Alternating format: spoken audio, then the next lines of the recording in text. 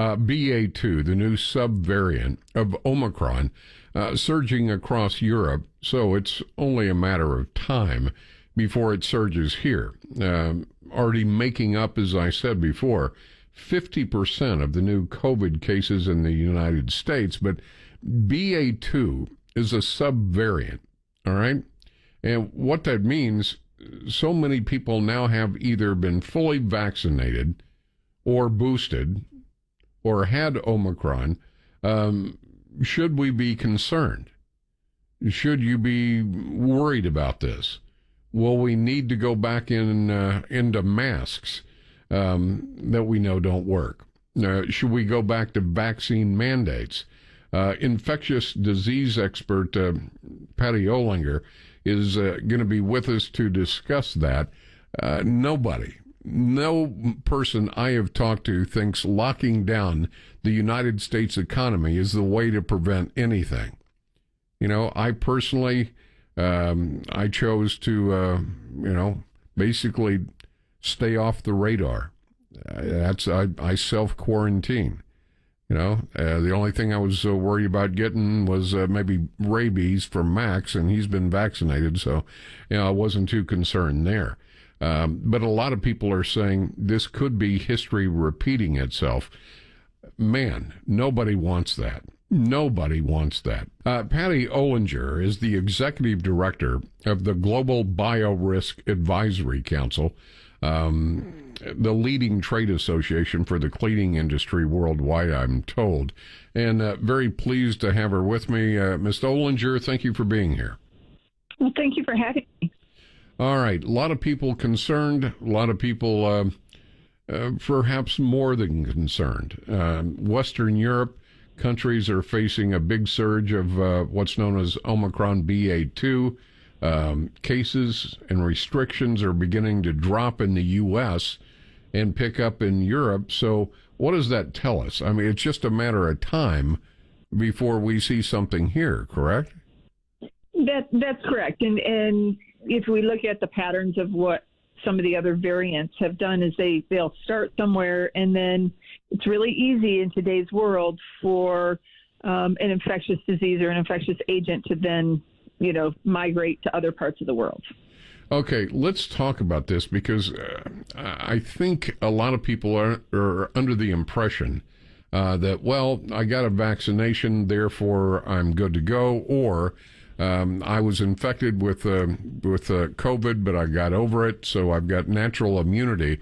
When you're dealing with variants of a virus, now correct me if I'm wrong, I'm no medical expert, but sometimes those variants can, for lack of a better term, go around whatever vaccination protection you have, right? That is true. What we're finding to date is that so far our vaccinations have provided at least a level of protection, again, you've heard the term, to protect us from serious illness and or death. And so that's a good thing, but there's always that chance that the next variant, will be able to, sneak itself around it.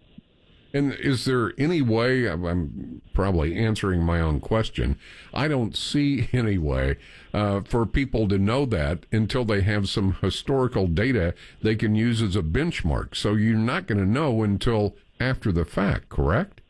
That's, unfortunately, you're absolutely right.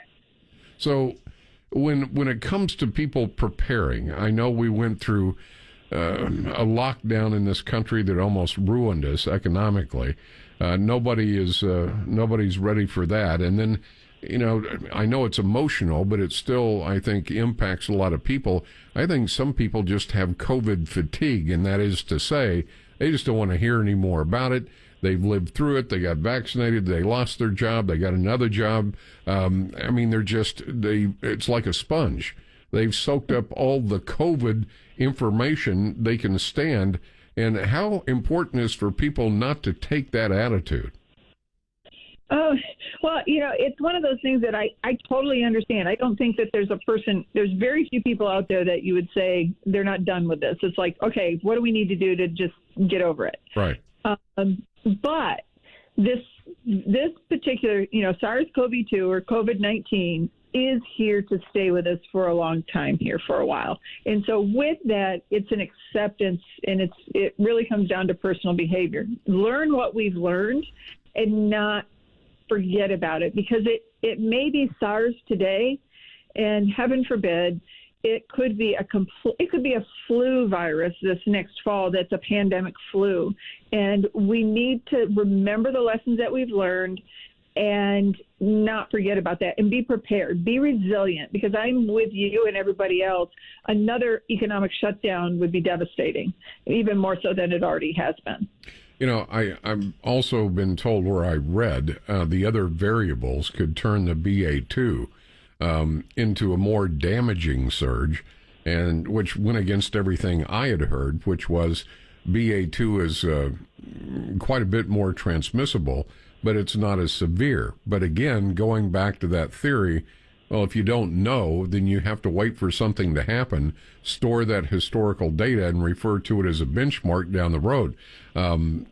They say it could be more damaging because less than 70% of Americans over 65 had the first booster shot. Is that right? I don't know if that statistic is correct, but the part of it is that we know that, BA2 is very transmissible. We're seeing that it doesn't seem to be as severe as, say, Delta or Omicron, or especially like the Delta variant. Right. What we don't know, and it's hard to figure this out a little bit, is it because our immunity rates, are really high because of either vaccination or natural immunity? And that's why you're starting to see the recommendations for boosters coming out, especially, for instance, I'm over 50, and I will be traveling to Europe in May. I will get my extra booster, you might say, that next booster here before I go, and I will be wearing a mask in certain situations that I will be in. All right, let's do this. I need to step away very quickly. Patty Olinger is the executive director of the Global Biorisk Advisory Council. Number one, when we come back, I'd like you to tell me exactly what it is, your area of expertise, what it is, what it involves, and then more importantly, to a lot of people, how they can prepare, how they can protect themselves. Patty Olinger, the executive director of the Global Biorisk Advisory Council, about the new subvariant. It's wreaking havoc in Europe right now, and it's just a matter of time, as she correctly points out. BA2 will probably surge here. Will it be as severe? There's just too many unknowns. So in that context, it's probably to be over-prepared or over-protect yourself than having to deal with the ramifications of contracting this all over again. First of all, Ms. Olinger, what is it exactly that the Global Biorisk Council does? So we're a division of ISSA, and ISSA is the world leading trade association for the cleaning industry. GBAC has been part of ISSA since September 2019, and there was a group of individuals who had been involved with the Ebola outbreak here in the United States that recognized that there was really, as far as frontline preparedness, we really needed to do better. So we came up with the concept of GBAC. I had given a keynote, and John Barrett, who is the head of ISSA, saw the keynote and said, I really want that part of ISSA and changing the way the world views cleaning, because it really looks at, the passion that we have is really public health preparedness. It is that front line, what we heard everybody talk about, essential workers, knowing that, yes, we have to have our hospitals prepared. Yes, we have to have those big policies in place. But it's that frontline worker that needs to have a better understanding and preparedness to protect themselves and their clients, and to stay open when we can. And it's that everyday life experience. And so what we've done over the last couple of years is really work with facilities worldwide in over 85 countries to help them, first of all, to get reopened. And it's called our GBAC STAR program. And then also to make sure that going forward that they're resilient, They're resilient for anything that might come next, as well as being those healthy work environments right now. Let's suppose, because we are talking to possibly millions of people, certainly throughout the state of Texas, coast to coast via the app, and they say, okay, I'm not going to knee jerk and start locking things down.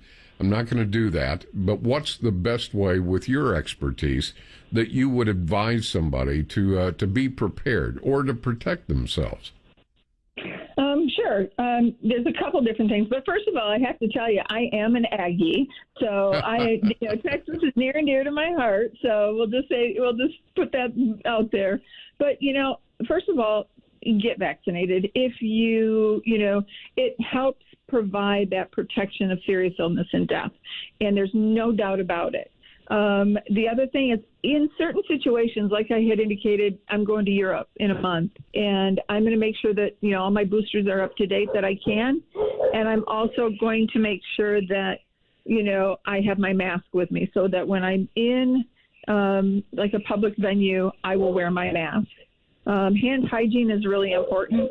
Don't touch your eyes, nose, and mouth after you've touched the surface. And if you own a business, surfaces do matter. We don't know what percentage of